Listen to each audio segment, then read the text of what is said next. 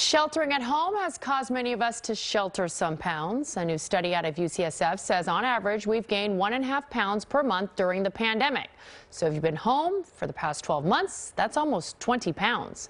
The study followed people who signed up and tracked their weight on their Bluetooth scales. There were a few hundred participants across 37 states and Washington, D.C. Dr. Gregory Marcus, professor of medicine at UCSF, co-authored the study. He says working from home has caused people to be more sedentary, not walking to BART anymore or the bus, not taking a flight of stairs to a meeting, just clicking on Zoom all day and snacking because the fridge is right there. Dr. Marcus gave me some tips on how to reverse this weight gain. Doing something is better than doing nothing. Doing 5 minutes of a simple walk is certainly better than doing nothing. How much physical activity should we incorporate? I mean, there's an ideal number, but also what's like bare minimum? Yeah, so it's definitely important to strike that balance between feasibility and getting enough, as much exercise as we can. And we don't want to make this an impossible. It has to be achievable.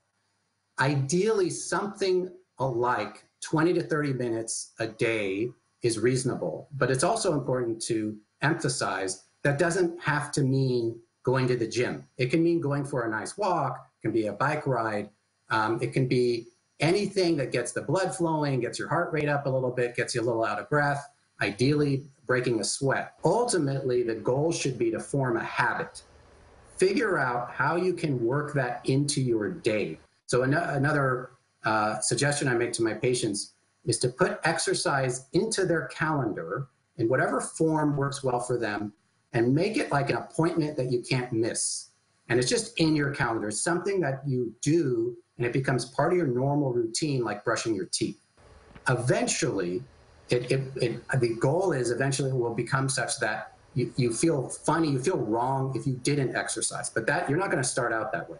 So you have to give yourself these prompts. You need to give yourself a break. Don't worry about being perfect. Just put it in your calendar and schedule that regular exercise. Dr. Marcus says try to incorporate exercise when you watch your favorite TV show or listen to your podcast or just go outside and run around with your kids. Exercise actually increases your work productivity.